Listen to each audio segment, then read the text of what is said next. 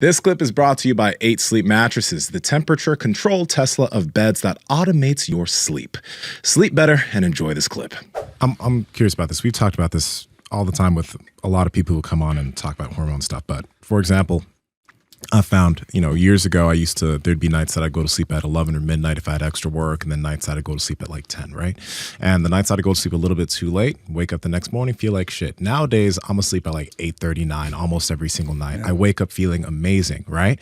And that's a simple thing. All three of us are so old in terms of like when we go to bed. Dog. If I 5 years ago, if I was hearing myself talk right now, I'd be like, you're a fucking loser. Going to sleep at 8:30 every single night. But sleeping at the same time every single night makes a big fucking difference. Huge, right? And it's not something that, it's not a supplement or whatever, but it's sometimes it's a big ask for some people, right? And the reason I'm mentioning this is because some people who are younger, they feel like, I'm not feeling driven, I'm not feeling motivated, and maybe they do get blood work done and their test isn't where they think it should be, but there's always lifestyle shit that you can do to get where you need to be, right? So how do you do things for yourself? And what do you usually suggest to people as far as lifestyle and maybe even supplementation is concerned before they take the route? That's the last TRT? That's the last resort. I try to exhaust every other angle before you go that route. So make no mistake. That's not like, no, but you got to start shooting tests. No, let's go this route, this route, this route. And a lot of coaches and trainers, it will be the first place they start. That's not because they're fucked up. That's not what you do. Right, because they want the guy to have like results right away. I want people, so I'm going to go, that's an asshole. So I'm going to go back to the drugs, right? That's an asshole. What people don't understand is that a little goes a long way. Hormones are very strong. So now I'm going to go back to this. The human body makes, I think, 5 to 7 milligrams a day. Of testosterone. All right? 200 milligrams before it gets broken down into fucking other enzymatic changes. 200 milligrams dramatic. Mm-hmm. It causes a dramatic anabolic response in the body without offsetting your lipid profile or anything. So if you look at it, how many milligrams your actual body actually produces to 200, that's a lot of testosterone in the body. So people like these kids, they're under, they just start shooting like 700 milligrams. Like, do you even know what you're doing? So now going back to what you were saying.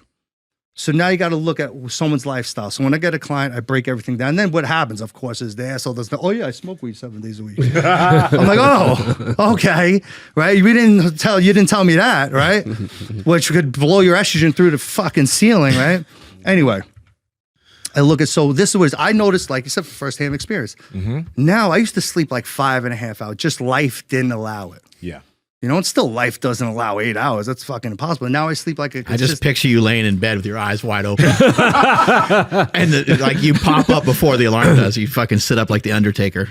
I do. The alarm doesn't wake me up. I just get up.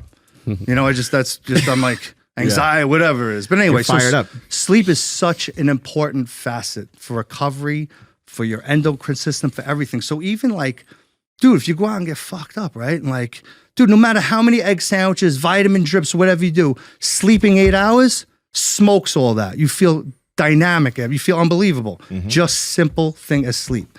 And then what else? Diet you want to talk about? Now the diet. What are you eating? You'll find out. People they really like, what I do with a client, right? I first start them, I go, let's look at different phases, right? I go, if you stop drinking. If you drink iced tea or whatever, it's all really usually about weight loss. Yeah. And you'd be surprised how little people know. I'm like, liquid calories. I'm like, what do you drink? They're like, I drink like 6 iced teas a day. I'm like, you do what? You drink 6? I'm like, stop drinking your iced tea. That's once. If they do that, they start to lose weight. Uh-huh. Be surprised how effed up people are, right? It's too late now. I F-bombed a million times, so I'm sorry. And then I do this, right? If it doesn't grow, don't eat it. Do Ritz crackers grow? Oh, I love Ritz crackers. I'm going to say Snickers, but I love Snickers bar. Does that shit grow? No. Now let's go. If you just stick to a whole grown food diet, you'll change stuff that comes from the earth that God gave us. Then from there, I start messing with shit. Maybe keto. Some people don't respond well to that. Mm-hmm. Then before you go down to the nitty, because they'll start to lose weight. And then when you exhaust everything, then I start to do like, what sucks, like a caloric macro pull down and, low carbs and all that other shit, right? Yeah. But like, let's take an example. My friend Brett, right? I'll pull his name out, it doesn't matter. He's 400 pounds. He was 400 pounds. He stepped on the rail of my truck, broke off my Ram 1500. I'm like, yo, we got to do something, bro. right? So he comes to me, right? He's like smoking butts, he's fucking, right? He's a lot better now, right? So I'm like, bro, what do you eat? He's like, yo, I eat like 5 specialty slices and a calzone. I'm like, every night? He's like, every night. I go, hold on. I go, let's do this. I go, Hey, you guys ever have calzone before? Yeah. Well, Banging. I've had a California calzone. No, that doesn't count. I was going to say not a legit calzone. Okay, yeah. There's this place they're like so good. Calzone Palace or something. It's on DoorDash, but I forgot. But It might be good. I've had a California calzone. Fucking so good. so now I go like this, right? Besides the calzone and stuffed pizza. I go, give me 4 regular slices and a grilled chicken Caesar salad. Yo, that shit's delicious, bro. Now you're eating 1/3 of the calories. You're still eating kind of what you want. You got to give me a little bit, you know? You're still eating what you want, and you're cutting your calories down dramatic. Now, if you can't do that, there's no hope for you. I can't help you. Sorry. And some people you just can't help. You know, but if you're willing to give me a little bit, I could show you a way, you know? On that weed thing, I got to mention, there's 2 things, because like if you're someone who smokes, if you smoke close to bed, our 8 Sleep mattress tracks that shit, right? So I've done that before, smoking close to bed to see how's this going to fuck up my sleep. Heart rate's always a little bit higher.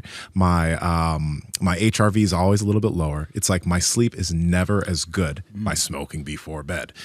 So don't think that, because a lot of people nowadays smoke weed to sleep. It's because they like smoking weed. It's an excuse. They like smoking weed. Yeah. But it's not good for your sleep. And also eating too close to bed, right? Okay. Just cracking up. It's so hardcore. I love it. Yeah. He's like, yeah, it's just an excuse. And eating close to bed fucks up sleep too. If you just try eating a little bit away from your bedtime, let's say you sleep at 8:30 like me, try eating at 6, you know, instead of eating right before you go to sleep. Well, they say because your body's working to digest the food. Exactly. And your heart, you're kind of like working. You're not supposed to be working. I mean, I'm guilty of that. I eat like a fucking Thanksgiving dinner before I go to bed. Yeah. Just because I like to eat full. You know, Me even in shred mode, right? I would always, it's habitual, definitely, but I would figure out something what I like, right?